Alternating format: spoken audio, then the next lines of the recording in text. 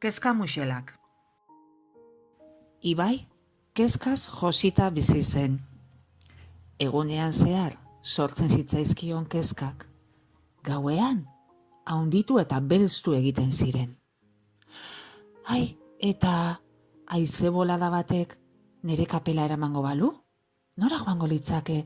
Edota nire zapatek leihotik ihes egingo balute? Eta txori erraldoi bat sartzen bada leihotek eta eramaten banau? Ai! Aita, kezkatuta nago. Aita, berriro ere, ohetik jaiki, eta Ibairi lagundu nahian, esan zion. Ai, ez kezkatu, ez da ezer gertatuko, hemen nago ni, zure ondoan. Burutik pasatzen zaizun guzti hori, zure asmakizunak dira. Ama, kezkatuta nago. Amak ere lagundu nahi izaten zion. Ai, Ibai, ez kezkatu laztana. Gu hemen gaudela, ez zaizu ezer gertatuko, benetan.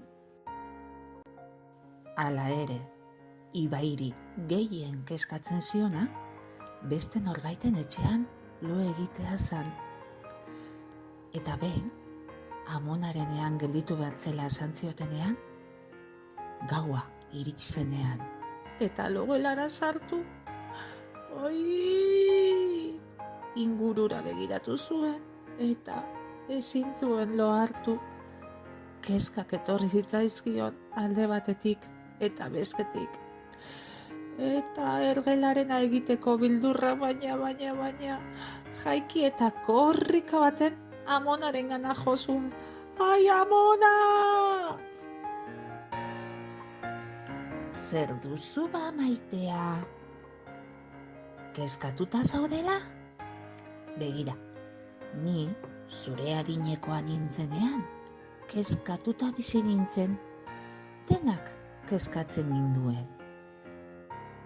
Baina topatu nion irten bidian ere kezkei. Begira, zuk behar dezuna? Hemen daukat, itxaron pixka bat. Amona, bere ohe ondoko mahaitxora joan, zerbait ekarri zuen eskuan. Begira, maitea, panpinatxo hauek kezka muxelak dira. Hauetako bakoitzari kezka bana kontatu ezkero, eta zure almohadaren azpian sartu ezkero, haiek hartuko dituzte zure kezkak, eta lo zauden bitartean uxatuko dituzte.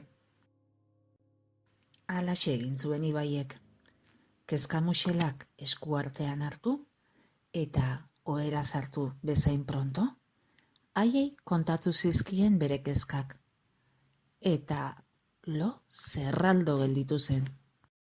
Hurrengo egunean, Ibai etxeratu egin zen.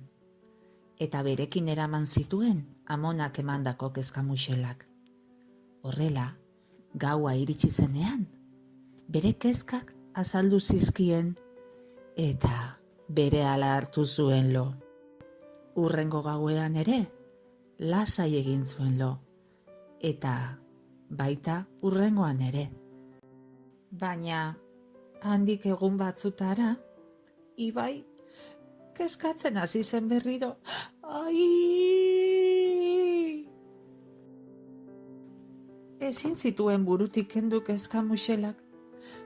Ez zitzaion bidezkoa iruditzen, bere kezkak haiek eramatea.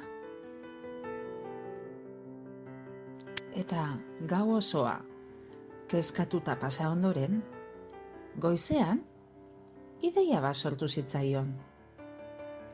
Horrela, sukaldera jaitsi, eta hango mailean lanean eman zuen egun osoa.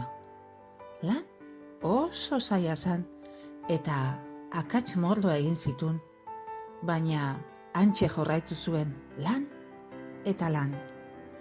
Eta azkenean, gauza berezia sortu zuen Ibaiek. Bere kezkamuxelentzat? Kezkamuxelak? Gau hartan, denek egin zuten lo goxo, Ibaiek eta kezkamuxelek. Handiz geroztik, Ibai etzan ezertaz kezkatu.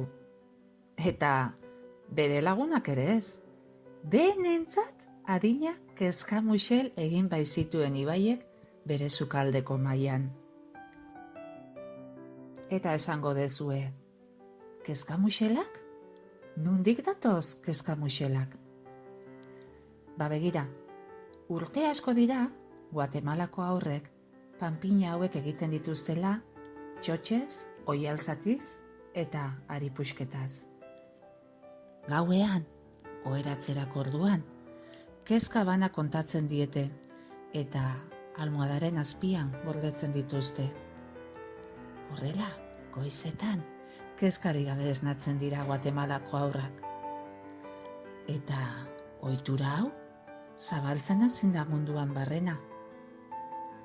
Animatuko zerate kezkamuxelak sortzen eta haiei kezkak kontatu ondoren almohada azpian gordetzen?